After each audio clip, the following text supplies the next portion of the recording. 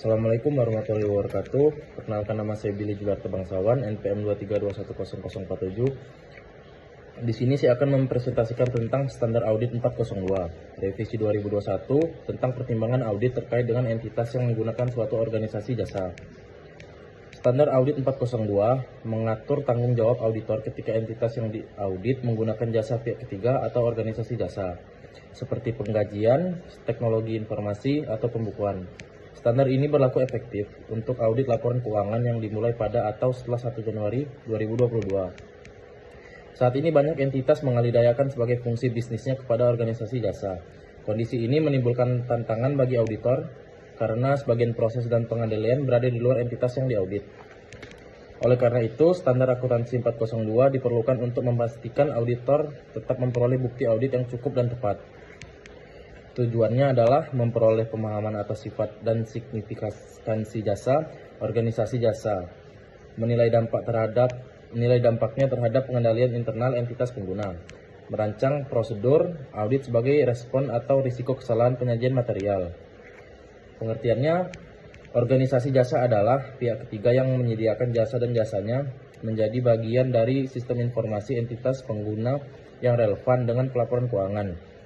Contohnya meliputi jasa pengkajian, pemrosesan data, manajemen aset, dan penyediaan sistem akuntansi.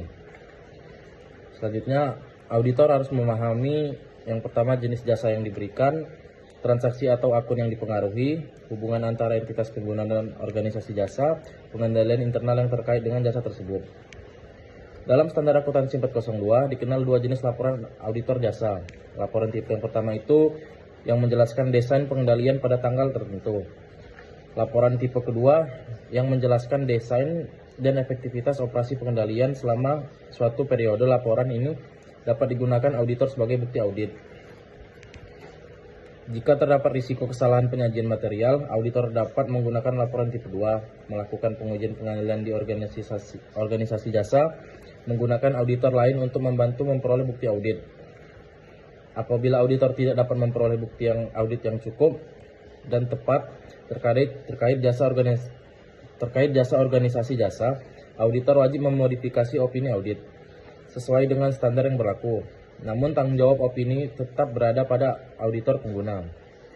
Jadi kesimpulannya, standar akuntansi 402 memastikan bahwa pengguna organisasi jasa tidak mengurangi kualitas audit. Auditor tetap bertanggung jawab untuk memahami pengendalian, menilai risiko, dan memperoleh bukti audit yang memadai meskipun sebagai proses dilakukan oleh pihak ketiga. Sekian pemaparan singkat mengenai standar audit 402 revisi 2021. Saya akhiri. Wassalamualaikum warahmatullahi wabarakatuh.